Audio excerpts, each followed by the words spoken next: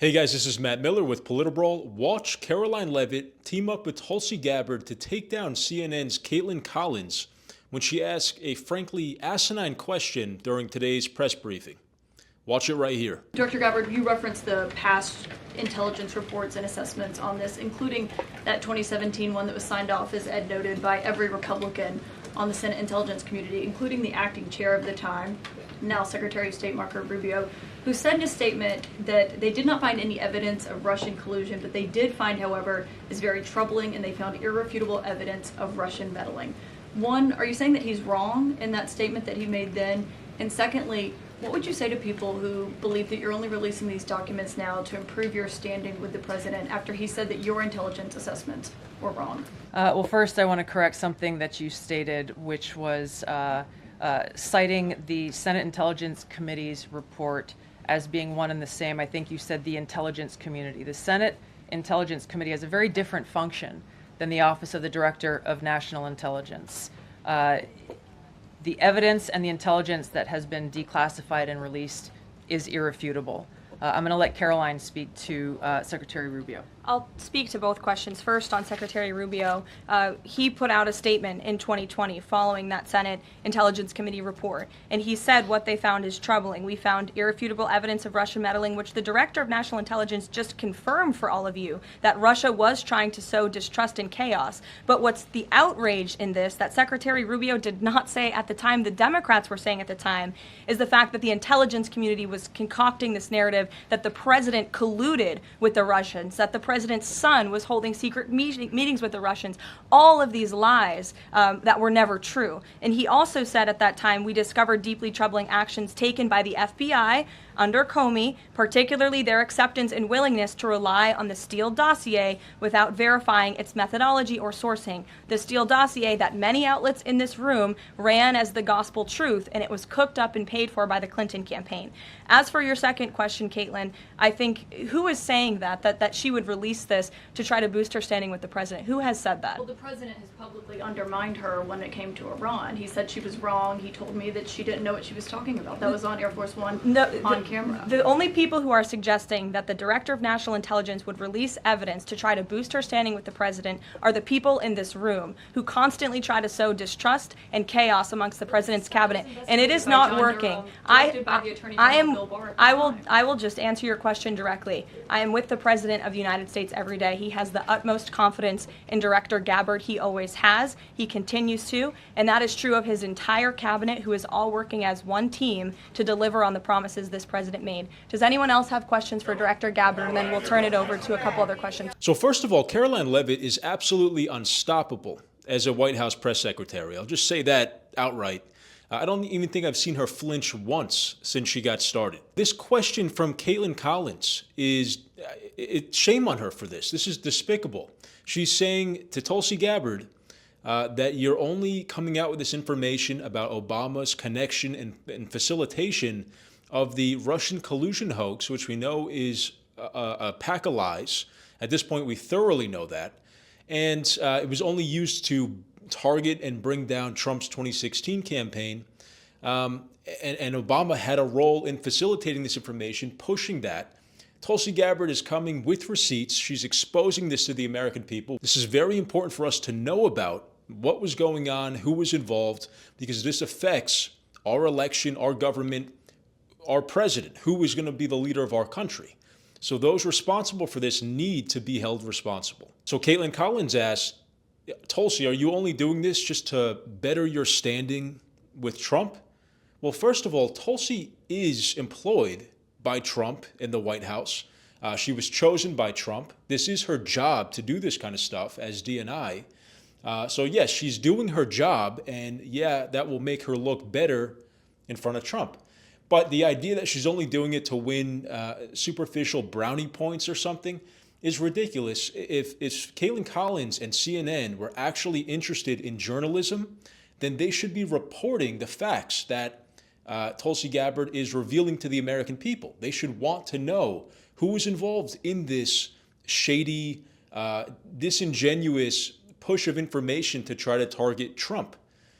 This is how you know that the whole mainstream media, Kaitlan Collins included, they're not interested in actually getting to the truth of the matter, they're trying to protect their narrative. Calling Tulsi out like that was completely out of line and shameful. And Karoline Leavitt's comeback, I think, was perfect. She said, who's actually saying this? Because Kaitlan Collins framed it as, well, people are saying you're only doing this to win over or to win back Trump after he was critical towards you. Well, you know who's saying it is Kaitlan Collins, right? She didn't actually reveal who her source was. Who's saying this? Some elitist Atlantic reporters or editors? Some people at CNN, in the coffee break room or something? Who is actually charging Tulsi Gabbard with doing this for superficial reasons or not the right reasons? It doesn't matter.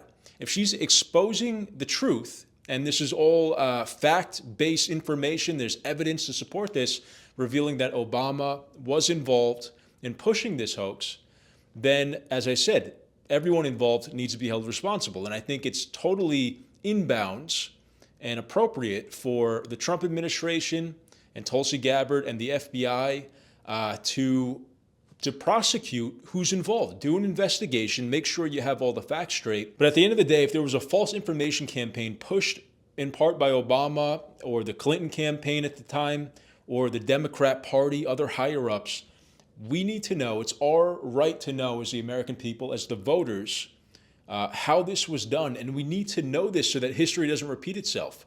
We don't want this sort of corruption to happen again and to affect the next election. So that's why Tulsi Gabbard is doing this, not to win brownie points with Trump. She's doing it so that the American people can make informed decisions about the electoral process so that they know the threats to electoral integrity, and the prosecutors can go ahead and arrest the people or prosecute them, deal out whatever due punishment there is to the people who actually are accountable for this. As Americans, we should be happy that we actually have intelligence agencies, our big law enforcement agencies like the FBI, like the Department of National Intelligence. They're back on our side, the people's side. They're not being wielded as a sword by one side of the political aisle. They're actually looking into the things that they're supposed to be and revealing it in a very transparent way, in a level of transparency that we are not used to.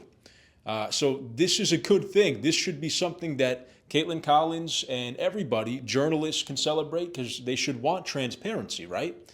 They should want transparency of information, free-flowing information from the government to them so that they can report it to their audiences.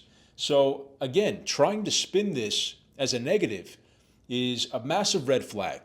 And we've seen how many thousands of red flags from CNN. We know who they are. We know what their true role is. Corporate legacy media it doesn't exist to give you information, the information that you need as a voter. They exist to protect their corporate overlords, their advertisers, the people, the elites who are running the show behind the scenes. And really, in my opinion, you can only trust independent media. And not necessarily all independent media, but go ahead and do your own research, find out who is trustworthy, who is interested and incentivized to bring you the truth, and support those outlets and those organizations. Support the organizations and tune in and become a member of their audience. Once you can identify that they're not trying to lie to you, they're not trying to turn you in a certain direction or protect their narrative, they actually want to bring you the truth. That should be the bare minimum for journalists, for content creators of all sorts. But at this point, if you expect that from CNN, ABC, MSNBC, then you're losing the plot. You're missing the point. So new media, it's our day in the sun, and it's our chance to actually do real journalism and deliver the American people the information and the facts that they deserve to know. So anyway, let me know what you guys thought of this clip in the comments. Do you think Tulsi Gabbard and Karoline Leavitt did a good job handling this question from CNN? If you liked the video, please leave a like and subscribe to the channel. And also follow us and subscribe to our Substack, which is our daily newsletter where we publish articles, op-eds, and videos. And if you're not following us there yet, make sure you do. And it's kind of like the home base of PolitiBrawl right now. We're building rapidly on Substack. We're having tremendous success. And we're actually the biggest Substack on the right currently with over 2 million subscribers. So Go check it out. I'll leave the link in the description. Thank you again for your support, and I'll see you guys next time.